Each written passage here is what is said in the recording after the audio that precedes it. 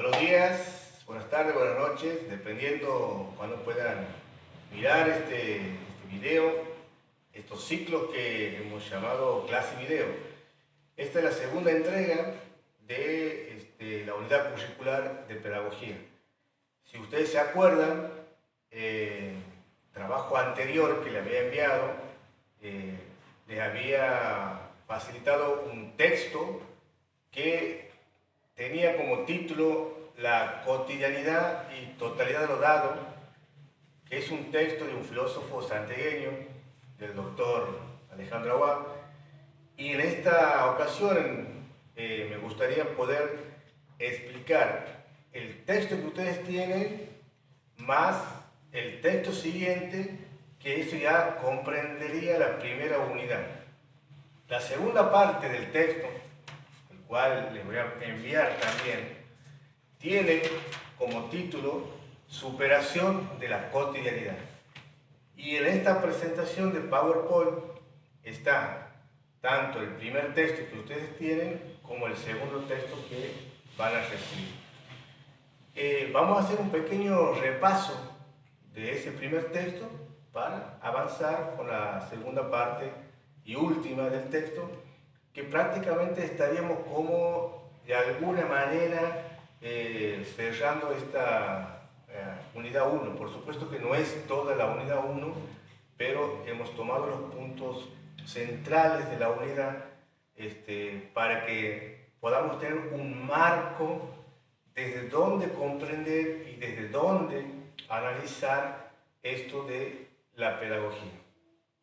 Si ustedes observan en la primera diapositiva, se van a encontrar con un título que dice Pedagogía y dimensión histórica. Nosotros habíamos explicado que la pedagogía tiene esa posibilidad de poder pensar a la educación. Habíamos dicho que sí, la educación tiene que ver con el ejercicio, si la educación tiene que ver con la práctica, la pedagogía tiene que ver con ese pensamiento de esta educación. ¿Para qué piensa la educación, la pedagogía y la educación? La piensa para analizar, la piensa para observar, para proponer, para cuestionar, para poner preguntas. Por eso decimos que la pedagogía tiene una dimensión histórica.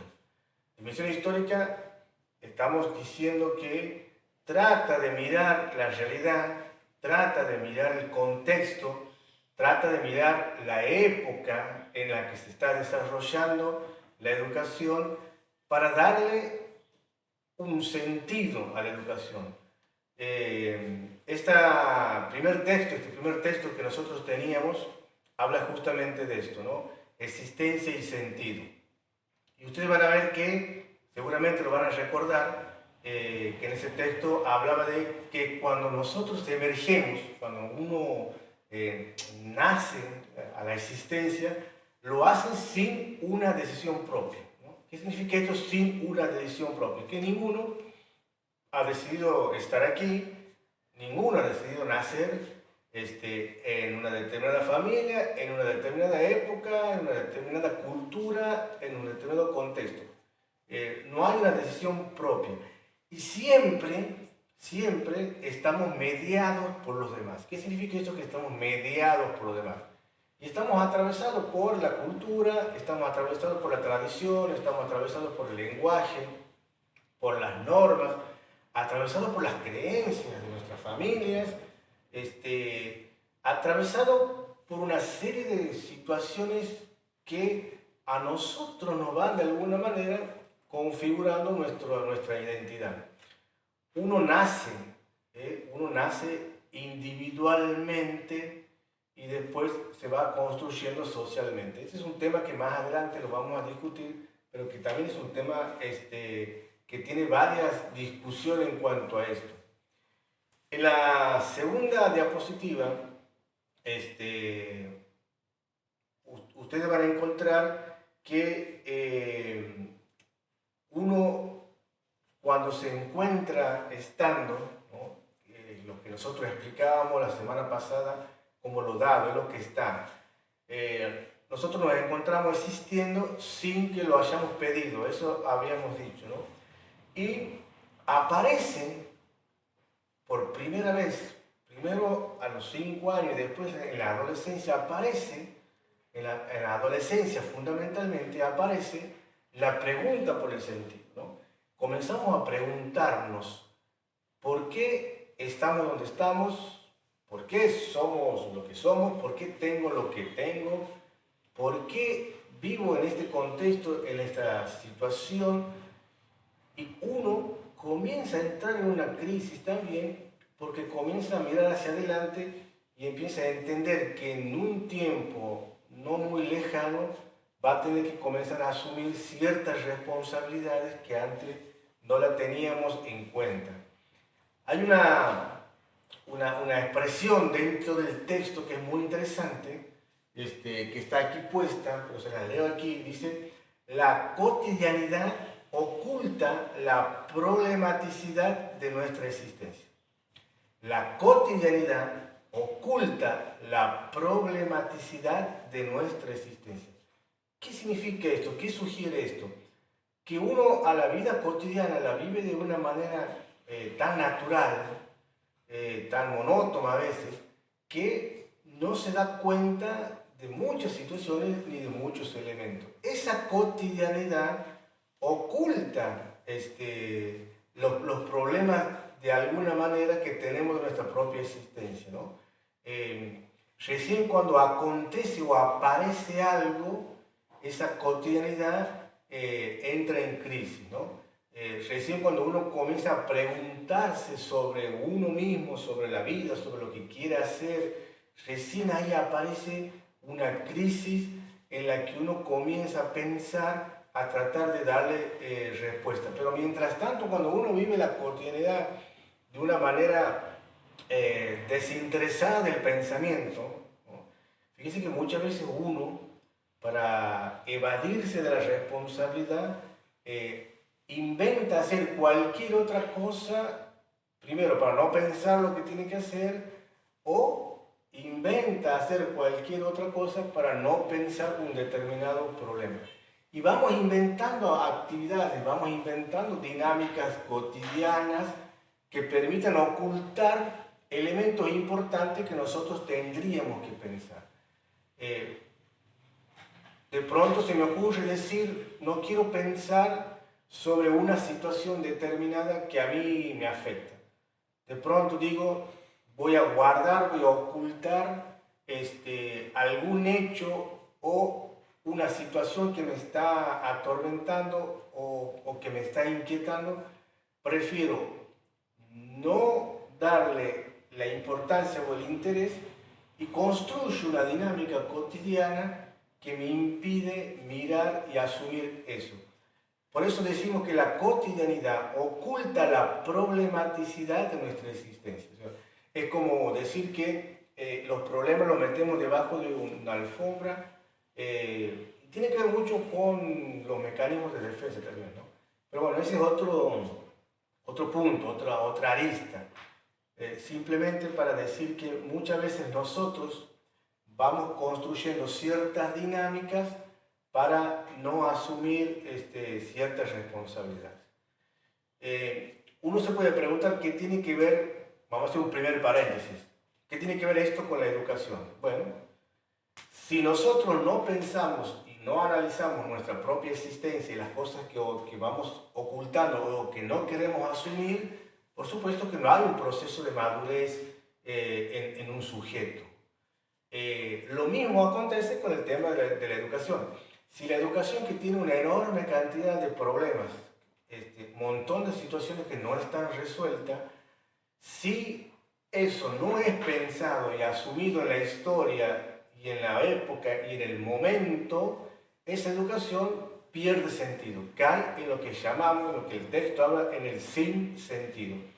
Por eso es importante pensar. Por eso es importante que este texto a nosotros nos invita a analizar y a reflexionar que así como uno debe pensarse a sí mismo para avanzar y ser mejor, también la educación debe ser pensada. ¿Desde dónde? Desde la pedagogía. Es la pedagogía la que piensa, la que analiza, la que observa, la que trata de develar, de poner en evidencia situaciones y proponer herramientas o pensamientos, teorías que nos permitan pensar una educación distinta, una educación alternativa. Vamos a la tercera diapositiva. Tiene como título, dice, la tradición como entrega de realidad con sentido. Y hay una pregunta, ¿cómo hacer que la tradición tenga sentido? ¿Cómo recrear la cultura de nuestra sociedad? Qué interesante esto de la tradición. ¿Qué significa tradición? Viene de tradere, que significa dar, entregar, es lo que uno recibe en la sociedad. Lo que pasa es que cuando esa tradición que uno recibe y se queda estancada a lo largo de mucho tiempo, se transforma en un tradicionalismo. Un tradicionalismo que no es revisado, que no es analizado y que queda descontextualizado de la época y del momento. Por eso hay muchos conflictos a veces generacionales, ¿no? Ustedes van a escuchar en sus abuelos o en sus padres que van a decir, en mi época hacíamos tal cosa o en mi época era de tal forma, de tal manera, ¿no? Claro, hay un choque de generaciones entre un sujeto que quiere sostener una tradición durante toda la historia y un sujeto nuevo que tiene una práctica distinta, ¿verdad? Por eso es importante en esto el diálogo también, y poder encontrar nuevos sentidos a la vida, nuevos sentidos en este caso a la educación. La pedagogía como mirada de proyección amplia no se reduce al espacio académico, se encarna, se hace palabra, guía, toma una actitud crítica, asume el medio. Y hay una pregunta, ¿cuál es la función social de la escuela? ¿Qué sujetos se forman en ella?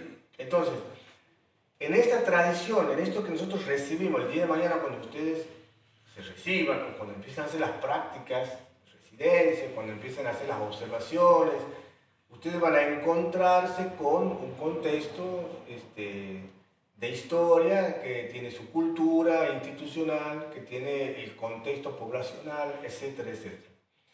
Cuando ustedes se reciban algún día y comiencen a ejercer la docencia, ustedes van a recibir, van a tomar una tradición y se van a encontrar con docentes que tienen ciertas prácticas y ciertos pensamientos en cuanto a la educación.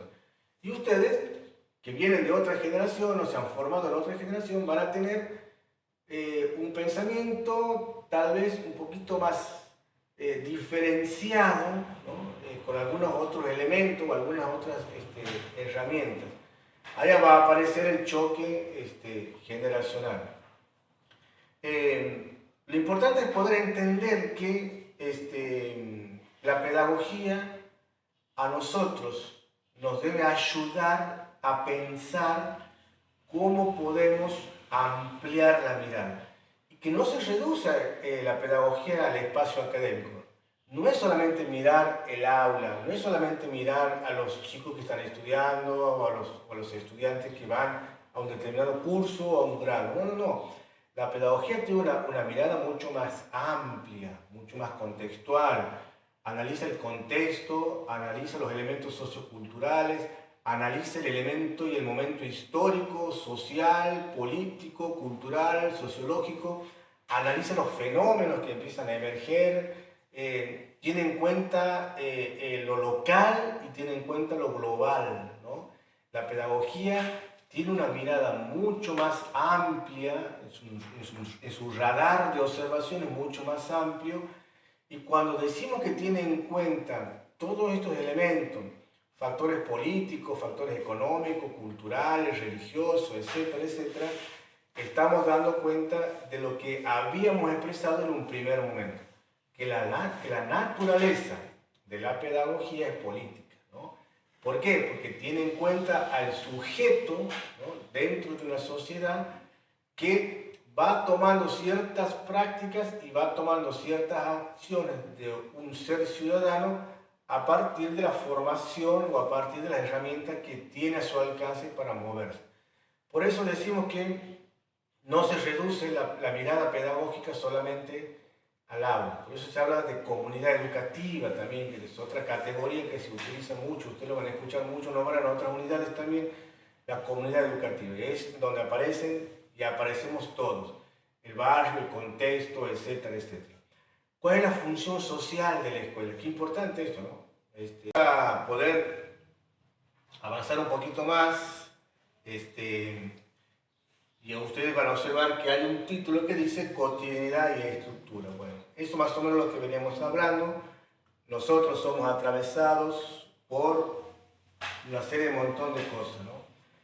Somos atravesados por ideas, por costumbres, por imaginario. Entonces, esas ideas, esas costumbres, esas normas, esas reglamentaciones, las instituciones, todas esas cosas que nosotros vamos encontrando a lo largo de nuestra historia nos van estructurando, ¿no? Nosotros nos vamos acomodando frente a esa estructura.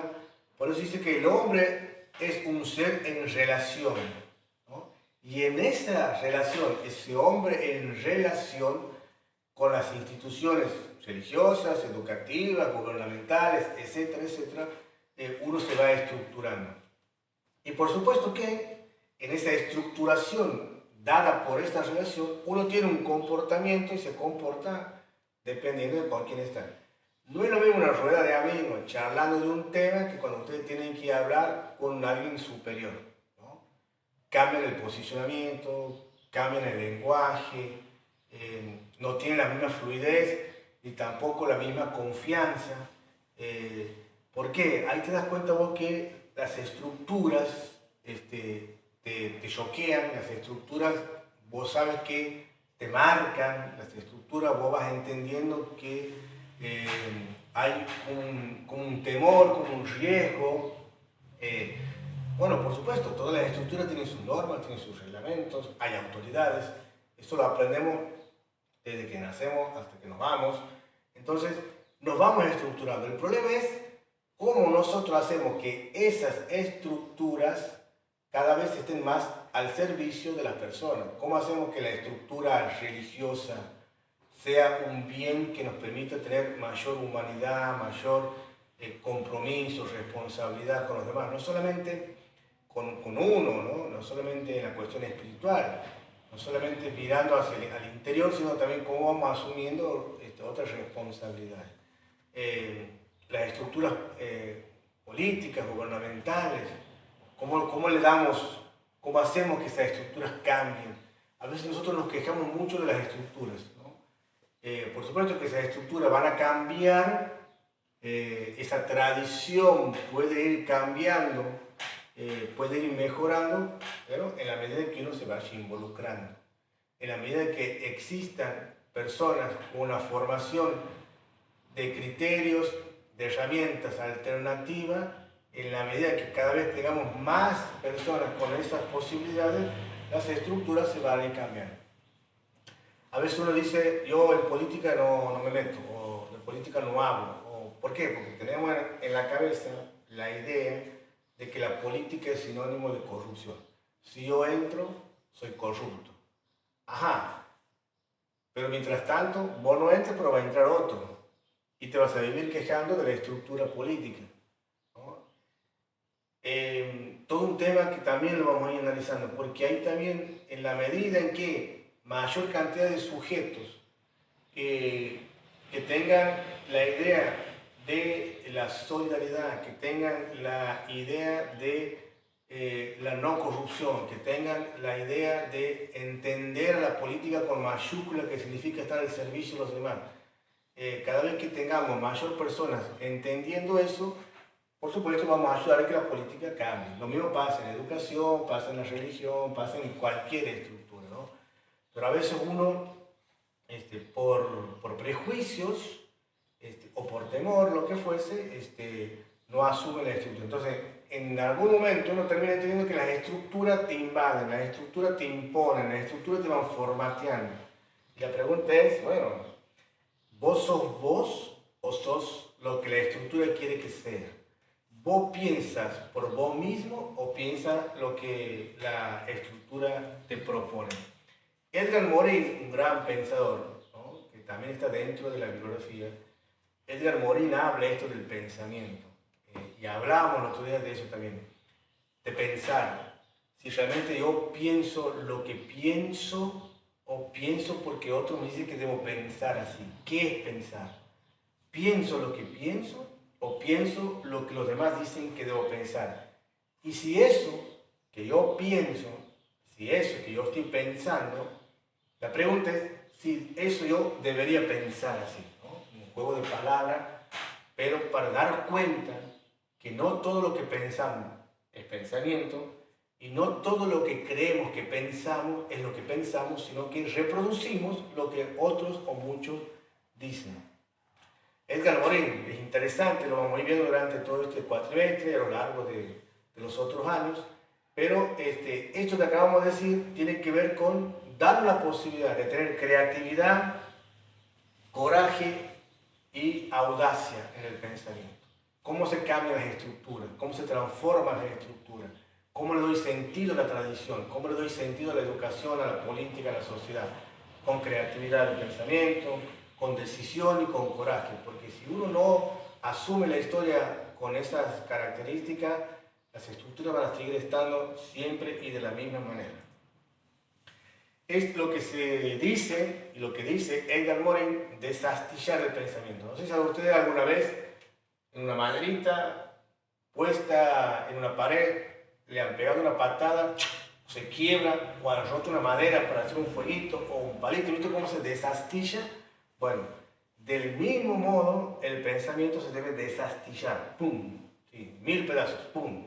¿Por qué? Porque ahí entendemos que no hay un solo pensamiento. No es la maderita lineal el pensamiento. Si vos rompes, quiebras, todas esas astillas que se van abriendo es la producción de un pensamiento. Mientras tanto, esa madera que tenemos así sólida es un material donde hay muchos elementos de ideas, pero no es el pensamiento creado propio. Entonces, ¿cómo vamos desastillando el pensamiento? Para eso, por supuesto, aquí aparece una tarea fundamental, ¿no? Dice, deconstruir para construir pensamiento crítico. Deconstruir. O sea, nosotros estamos muy convencidos de que así como uno es, de que así como uno piensa e imagina que son las cosas y deben funcionar las cosas, uno imagina que no hay otra forma, ¿no? De hecho, cuando uno está en relación con alguien, con un amigo, o lo que fuese, a veces, ¿cuántas veces uno no ha dicho, yo soy así como soy? Si te gusta bien y si no, ahí está la puerta, ¿no? Solemos decir así o hemos tenido la experiencia de ser así. ¿Qué significa yo soy así, no me pidas cambiar? Y que tienes una estructura, ¿no? Una estructura armada y ahí te mueves, ahí te agarras y de ahí te sostiene. Si te sacan de esa estructura empiezas a tambalear porque deja de ser vos. Pero la pregunta es, ¿quién te dice que esa estructura que vos tienes tiene que ser justamente esa estructura y no ser otra cosa? Si vos eternamente estás metido en esta estructura, en esta forma de pensar, en este esquema, esto te indica que no hay pensamiento sobre tu práctica y no hay posibilidad de ir mejorando, ampliando tu acción, tu pensamiento.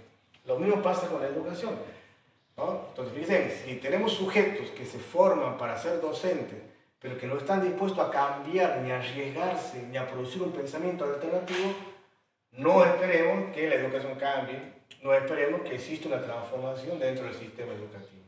Entonces, uno a veces se aferra a su propia estructura, es como su jaula, su lugar de confort. Ahí está seguro. Sabe que de ahí va a pelear, de ahí va a discutir, de ahí va a debatir. Ahora, si vos te corres de esa comodidad, de esas seguridades y te arriesgas a pensar distinto, se te abre el alma en dos pedazos porque se te rompe la estructura. Y ahí está el punto en donde aparece esto de desastillar el pensamiento. Hay que deconstruir lo que nosotros hemos construido de nuestra propia historia para construir algo alternativo y para, por supuesto, tener un pensamiento crítico. Esto es lo que soy. es lo que yo debo ser o debería ser otra cosa. Esto es lo que pienso, es lo que yo debo pensar o debería pensar otra cosa, ¿no? ¿Por qué creen ustedes que es tan difícil dialogar con puntos distintos? Cuando vos tienes una opinión y otra persona tiene otra opinión y otra opinión, cuando se tensan las discusiones y aparece la desconfianza, y aparece el chicaneo, aparece la anulación, no hay capacidad de diálogo para la complejidad. No estamos acostumbrados a pensar y a discutir en que voy a asumir pensamientos distintos. Cada uno defiende su rancho, su esquema, su estructura, porque ahí se siente seguro. El gran desafío es, no hay pensamiento crítico, no hay pensamiento alternativo si no hay capacidad de deconstruir lo que uno piensa, de deconstruir lo que uno tiene como seguro. ¿Quién te dice que eso es lo seguro? ¿Quién te dice que ese es el pensamiento que debes sostener por siempre? Si vos tienes un pensamiento que lo sostienes por siempre, si no le das sentido, si no le das argumentos, si no le das razón, si no le das pensamiento, si no lo maduras, si no lo procesas, si no lo amplificas, ahí hay un grave problema, ¿no? Y eso es el tradicionalismo. Ahí aparece un grave problema. Entonces, es importante esto de poder deconstruir primero nuestros propios esquemas mentales, deconstruir nuestro pensamiento para poder avanzar, ¿no? Para poder superarnos. Dice ahí, estamos atravesados por matrices ideológicas. Por supuesto que estamos atravesados por matrices ideológicas. Aquí vamos a introducir una nueva categoría, la ideología. Todo lo que nosotros somos, pensamos, decimos, estamos atravesados por una ideología. Alguien ha pensado, las estructuras, los sistemas, piensan, han pensado y seguirán pensando cómo debe moverse la sociedad, cómo debe pensar la sociedad.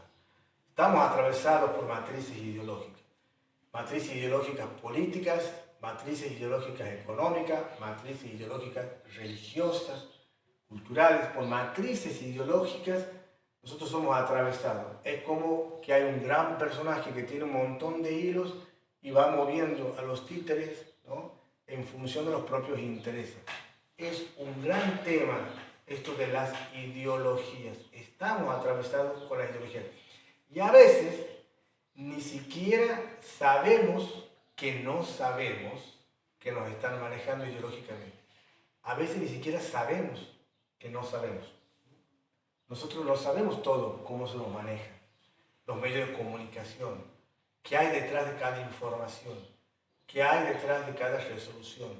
Y en todos los ámbitos, ¿no?, académico, institucional, cualquier ámbito donde existe el poder.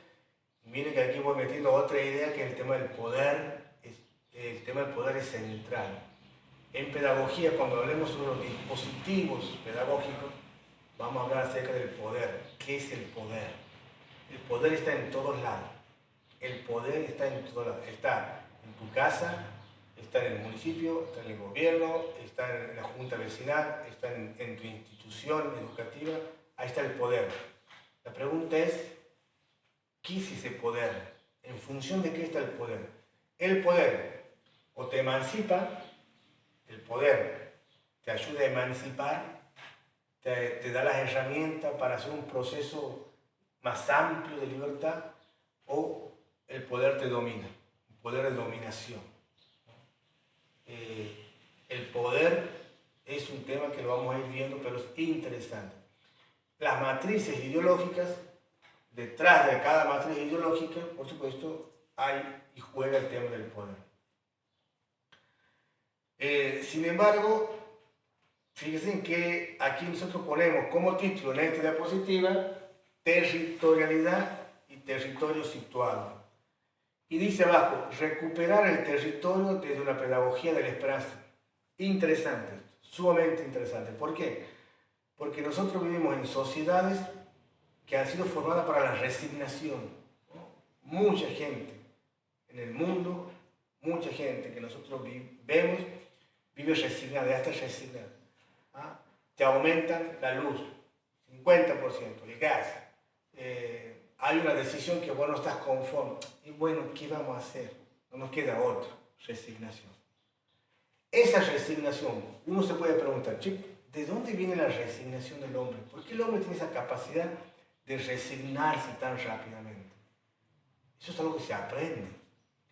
Se aprende desde las matrices institucionales educativas, desde las matrices institucionales religiosas, desde las matrices políticas, económicas. Se aprende, eso se aprende. Se aprende a la resignación. Entonces, imagínense si hay una sociedad que no se resigna. Este mundo sería otra cosa. Imagínense si todos no estaríamos de acuerdo con las decisiones injustas.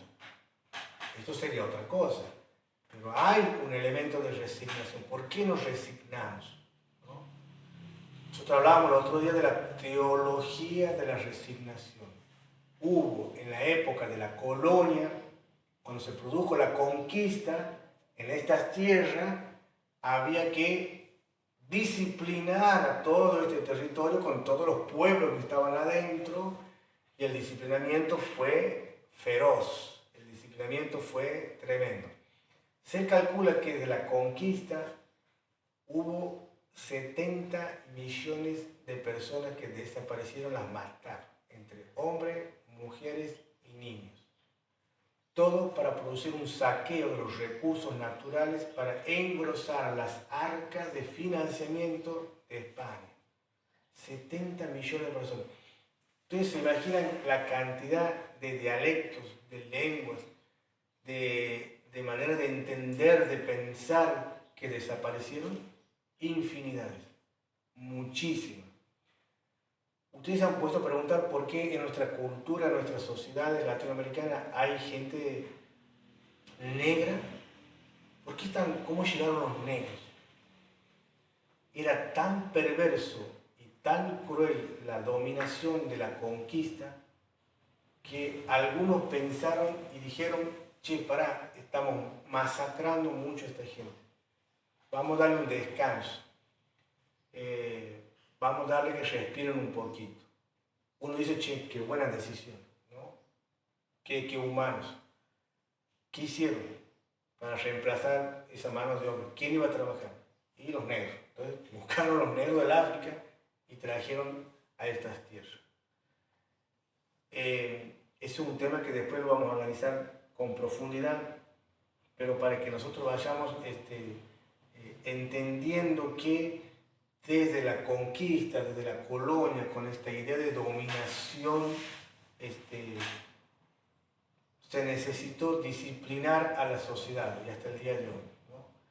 Porque cuando se produjo la conquista, no es que vino solamente el conquistador con la lanza, la espada, el escudo. También vino el conquistador con la Biblia y el crucifijo, ¿no? Dos instituciones, la fuerza, la institución religiosa, y después apareció la institución de la educación.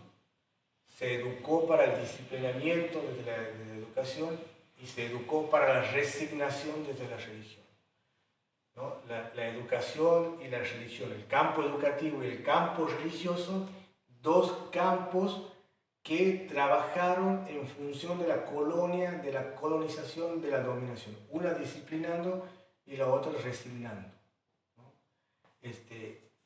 Vamos a ir madurando más este tema, pero voy tirando estos datos.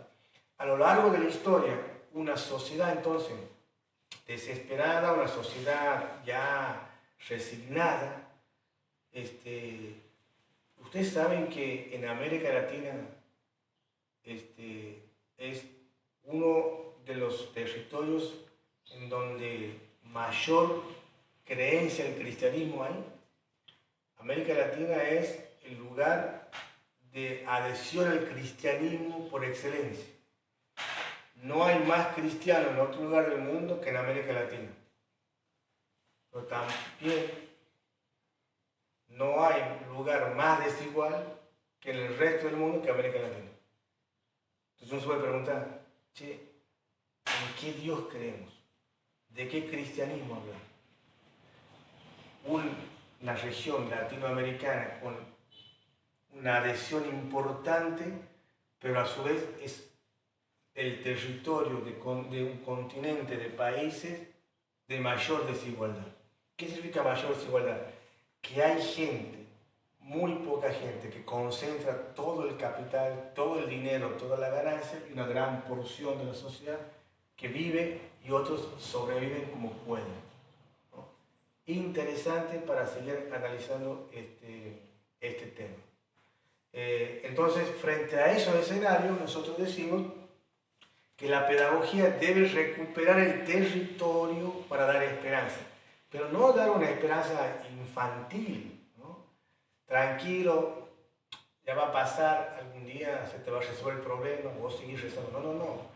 Aquí es el pensamiento, es el razonamiento, producir ideas que puedan materializar esa esperanza. Es la pedagogía la que debe recuperar un territorio de la esperanza, pero a través de un pensamiento que sea alternativo. Y dice ahí, poner en juego hermenéutico la complejidad territorial, alejarnos de los fundamentalismos, reinventar las teorías y las prácticas. A estos puntos lo vamos a ir analizando más adelante, cómo trabajar el tema de salir del fundamentalismo, porque todos nosotros, y de alguna manera, uno más que otro, tenemos fundamentalismo. ¿Qué es esto de lo hermenéutico? Que también lo vamos a ir analizando. El objetivo de la pedagogía radica en la articulación y diálogo con las demás ciencias y disciplinas dentro de la formación académica. La pedagogía dialoga con toda la ciencia. Por eso, fíjense que en otros países como Chile, al docente le dicen pedagogo. Ustedes van a ser pedagogos. O sea que ustedes van a tener que aprender a dialogar con las demás ciencias y con las demás disciplinas. ¿Y eso qué significa? Que vos no te puedes quedar reducido a 2, 3 libritos, no más, porque vos sos docente de naturales o de matemática o no sé qué, ¿no? O no te puedes reducir solamente a tu ciencia o a tu disciplina, no puedes estar reducido en ese marco. Ese también fue uno de los grandes objetivos que cumplió el positivismo. El positivismo se encargó de que la formación sea parcelada por cuadritos. Vos dedicate a esto, vos dedicate a esto, vos dedicate a esto. Vos vas a ser docente de esto, vos docente de aquello y docente de lo otro. ¿Pero para qué? Para que ninguno tengamos una mirada amplia ni mucho menos compleja. El pedagogo tiene como objetivo tener una capacidad de diálogo con las distintas ciencias y con las distintas disciplinas, para tener mayor criterio, para tener mayor amplitud. ¿Eso qué significa? Que tienes que leer siempre. ¿Qué significa? Que tienes que estudiar siempre, hasta que te mueras. Leer, estudiar, analizar, construir pensamiento. Construye una experiencia de diversos saberes y disciplinas, y la palabra aparece como un eje clave. Miren, otra categoría, hemos dicho, el tema de las ideologías. Grábense en estas categorías, ¿no? Ideología que la vamos a trabajar toda la vida. El tema del poder, que la vamos a trabajar y la vamos a analizar toda la vida, porque existen y están atravesadas. Y el tema de la palabra, qué importante es el tema de la palabra. Paulo Freire, la pedagogía de la palabra. Freire, volvemos a Freire. ¿Qué decía Freire? ¿Qué entendía Freire? Qué importante que es la palabra. ¿Ustedes saben cuál es el primer elemento de poder que tiene una persona? La palabra. Y si de temprana edad te dicen en tu casa, te calles, no hables, silencio. Si en la escuela te dicen, no, vos no opines, o tú, no, está mal lo que estás diciendo, no es así. O si te dicen, aquí lo único que hablo soy yo. O cuando te dicen, ¿te parece que es así lo que estás diciendo? Cuando desde una temprana edad, desde las distintas estructuras, te van censurando, anulando, eliminando la palabra, te están desempoderando, te están sacando el poder. La palabra es el primer elemento que tiene un ser humano para construir poder. Desde ahí vos te expresas, comunicas, dices lo que piensas, lo que quieres hacer, sabes cómo decirlo. Ahora, si vos no sabes decirlo, si no sabes comunicarlo, si no sabes expresarlo, y estamos complicados. Te vas a morir con un nudo en la garganta, angustiado, sin poder expresar lo que sientas. ¿Visto? Cuando ustedes quieren defenderse y decir algo y terminan con un nudo en la garganta y las lágrimas en los ojos y sin decir nada, es porque la palabra está anulada. ¿Qué? ¿Eso usted ha nacido así por naturaleza? No, eso se ha aprendido. Esas son las matrices ideológicas de las estructuras, de la escuela, de la religión, de la política, de la cultura, de la palabra. ¿Por qué? Porque hay una gran preocupación. Se sabe, se entiende que la palabra es un elemento clave. Si nosotros no tenemos la palabra, estamos complicados, muy complicados. Es importante ejercitar la palabra, es muy importante. Y en los ámbitos de formación académico la palabra es clave. Formar la palabra, no solamente para decir un oral, sino para opinar, para disentir, para discutir, para proponer, para crear ámbitos alternativos de discusión entre estudiantes. Claro, el tema de la palabra.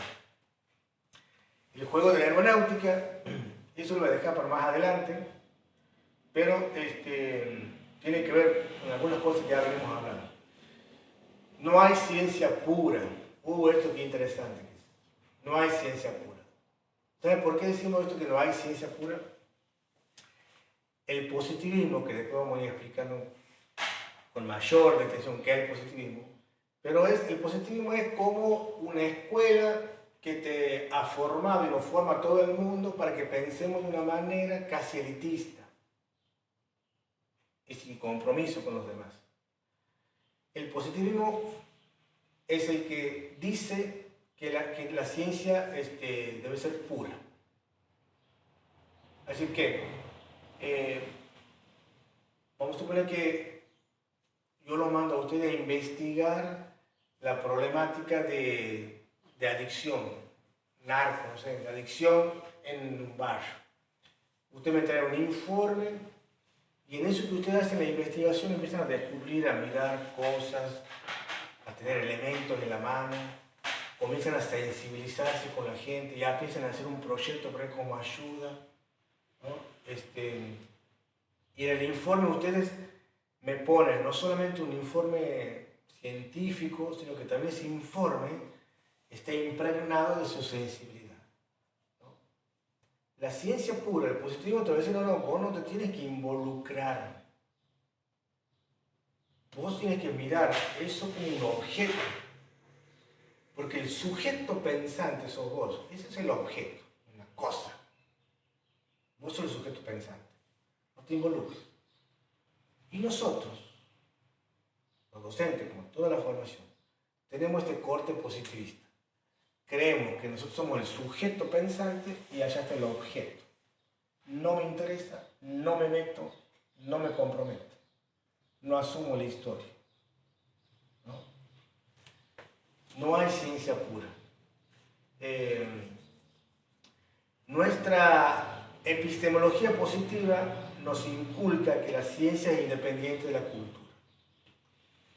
Es decir que ustedes se pueden preguntar, ¿por qué no hay escritos sobre cómo es la cultura de la banda? ¿Por qué no hay cantidad de bibliografía que uno puede encontrar de cuenta de lo que somos, de propuestas de pensamiento?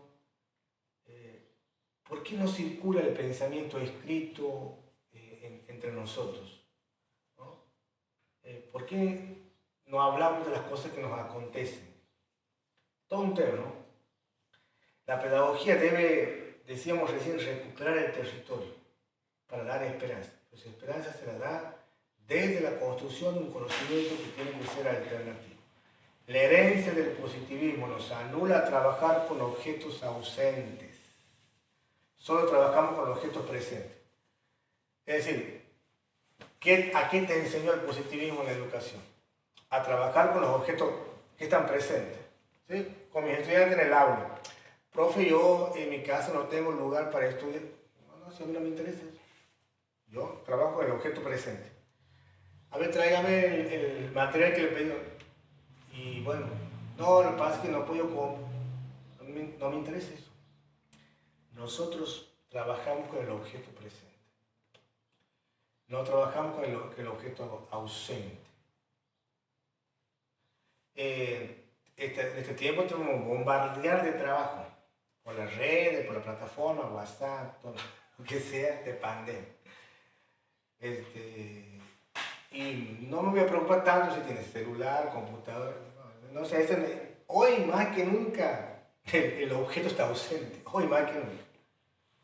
Porque ni siquiera con ustedes que son de primera, ni siquiera nos vemos la cara, no los conozco. Hoy más que nunca el objeto está ausente. Es complicado, ¿no? Trabajar con el objeto ausente porque nosotros hemos sido formados para trabajar con el objeto presente. Si la realidad de pobreza, si la realidad de violencia, si la realidad de marginalidad, no la veo o no la quiero ver o no la quiero incorporar como objeto presente, va a ser un objeto ausente. Entonces estamos formados para trabajar con el objeto presente. El contexto no me interesa. Bueno, entonces, y vamos llegando a la última parte del texto, que es superación de la cotidianidad. Existen vacíos, situaciones imprevistas que se sustraen a la marcha normal de nuestra vida. Situaciones límites que no podemos modificar a pesar de nuestros deseos que rompen el ritmo normal. Normal es normal. Del mismo modo nos pasa con la duda y el asombro. ¿Cómo superamos nosotros la cotidianidad? ¿Cómo superamos la vida normal, el ritmo normal? ¿No? ¿Desde dónde? Desde el pensamiento. Desde el pensamiento, poner en duda las cosas, poner interrogantes, a nosotros nos permiten superar la cotidianidad, lo normal. En la duda nace la actitud teórica y especulativa. Che, ¿será así lo que me están diciendo? ¿Será así la explicación que me están dando? ¿Será así lo que me dicen los medios de comunicación? ¿Será así lo que dice este libro? Empezar a dudar, la duda, una duda, no la duda escéptica. No creo nada, no me interesa, no sé. No, una duda metódica, dinámica. Vos dudas porque quieres verificar que es verdad. Vos dudas porque quieres ampliar eso. ¿No? La duda como una actitud de la construcción de la teoría. La duda especulativa, el tema de la pregunta, especular, cuestionar. Hay lugares donde uno no puede preguntar cosas ni decir lo que piensa. Ya se ofende. Se ofende. Es importante el tema de la duda. Nuestro conocimiento nace en principio como conocimiento de una ignorancia. No sabemos lo que son realmente las cosas cotidianas. Claro, nosotros no sabemos lo que son las cosas cotidianas, porque las hacemos de una manera tan natural que ni siquiera la pensamos si debería ser así o no. No la analizamos si tendría que ser de otra forma. Estábamos tan seguros del mundo cotidiano, andando entre las cosas y usándolas, y de pronto la mirada utilitaria se cubre de sombra. Miren, estábamos tan seguros del mundo cotidiano hasta que apareció la pandemia. Todo el mundo andaba en su vida rutinaria normal, en el ritmo normal. Andábamos entre las cosas y usándolas. Hacemos esto, aquello, lo otro. Hasta que en algún momento esa mirada utilitaria de las cosas se cubrió de sombra. Apareció la pandemia, la cuarentena, el aislamiento y todas las situaciones complejas detrás de eso. Nos rompe la cotidianidad, nos rompe la estructura, ¿no? Y ahí es el momento oportuno para que aparezca la actitud del pensamiento, la actitud crítica. Pero tuvo que aparecer algo de afuera, ¿no? Para pensar lo cotidiano. Si no, es muy difícil que el ser humano lo haga. La duda, el asombro, son las maneras, las actitudes que vos te pones frente a la realidad para verificar si esa realidad es tal cual como vos crees que es o no. Ahora, ¿vos para qué quieres romper? ¿Para qué quieres hacer ruptura? ¿Para qué quieres indagar? ¿Por qué quieres tener más amplio? Aquí hay un elemento fundamental.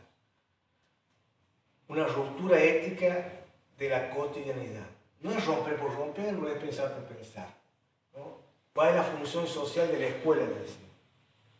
Nosotros tenemos que comenzar a recuperar la mirada social. El otro. ¿Quién es el otro para mí? ¿Me interesa o no me interesa? ¿Quiénes son nosotros?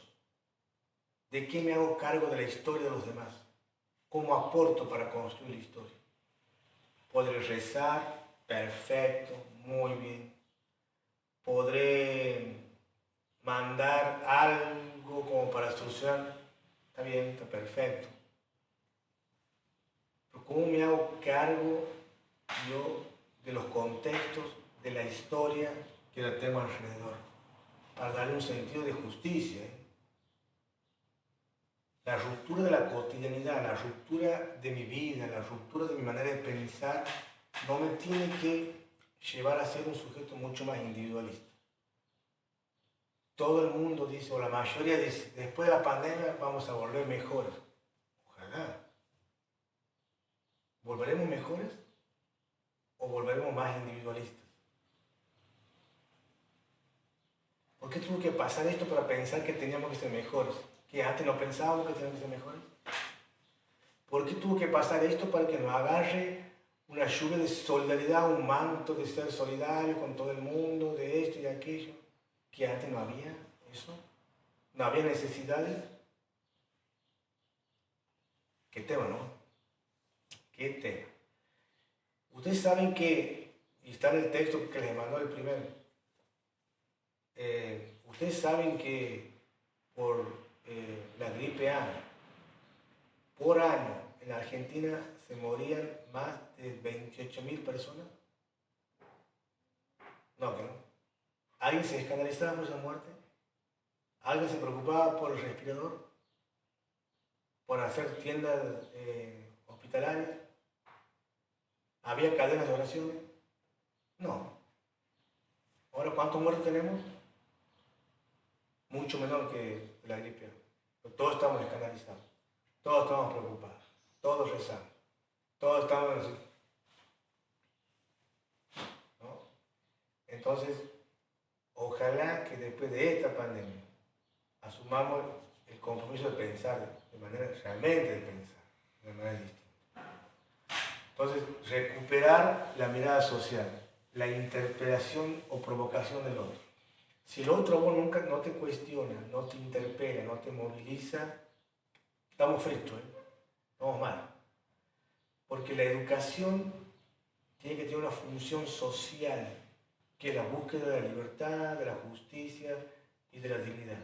¿Saben que en la época de los griegos, está en el texto que les he mandado también, hay un gran personaje, filósofo, Sócrates, y después está un grupito de los sofistas. ¿Quiénes eran los sofistas? Eran los que le cobraban a la gente que podía pagar para educar a sus hijos. Sócrates estaba en contra de esto.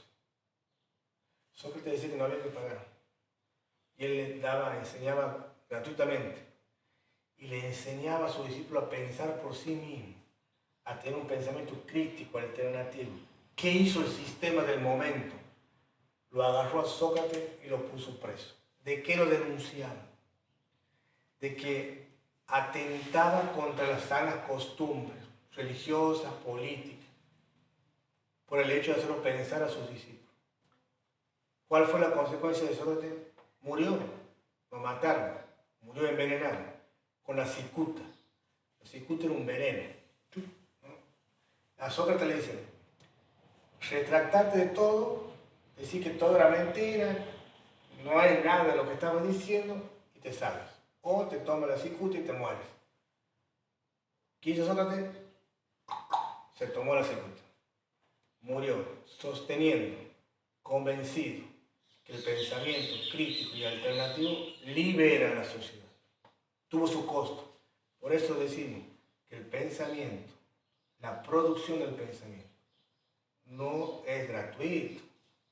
Pensar distinto y alternativo tiene su costo. No quiere decir que vamos a morir todos, no tiene sus costos.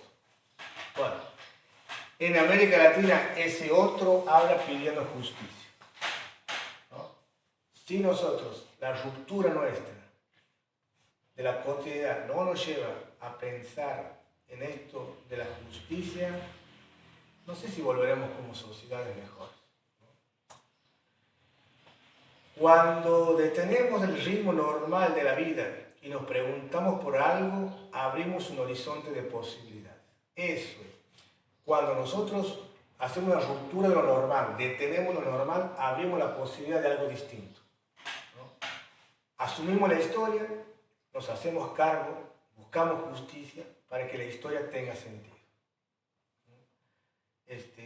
Si no, no tiene sentido la historia. Si nosotros no asumimos la historia, no nos comprometemos, no tiene sentido. No hay sentido. Entonces, ¿qué hacemos? Buscamos el sentido particular, el sentido individual. Me salgo yo y el resto como pueda. Horizonte y criticidad. Así va terminando el texto. Horizonte y criticidad.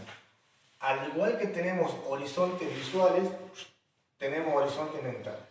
Es decir, si yo miro esta pared fija ahí, me puede dar la pauta que se terminó mi horizonte visual. Y sí, de hecho, yo no soy el hombre biónico, no miro más allá de la pared. Pero puedo dudar, puedo especular, che, ¿no habrá algo más atrás de la pared?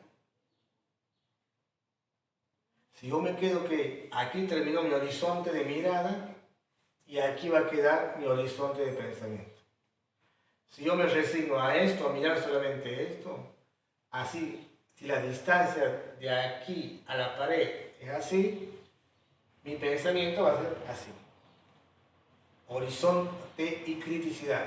En la manera que yo amplío mi mirada, amplío mi horizonte, amplío mi pensamiento. Y viceversa, en la medida que yo amplío mi pensamiento, amplío mi horizonte.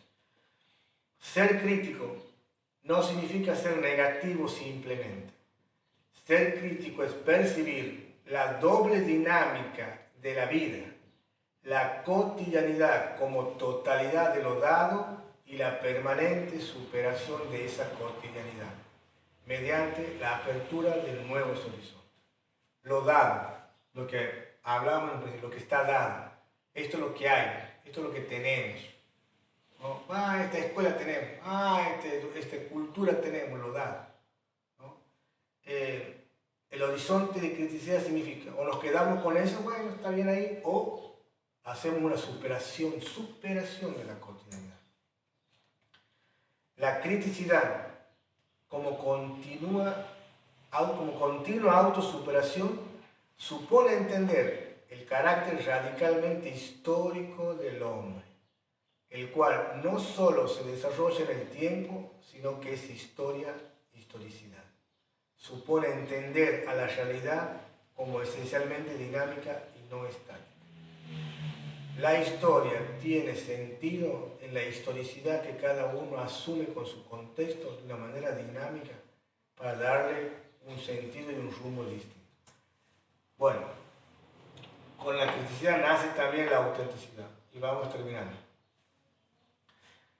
En la medida que yo sea crítico, en la medida que yo pueda hacer ruptura de mi manera de ser, de mis pensamientos, de mis estructuras y de las estructuras hacia afuera, puedo llegar a alcanzar lo que es lo auténtico, o voy buscando la autenticidad.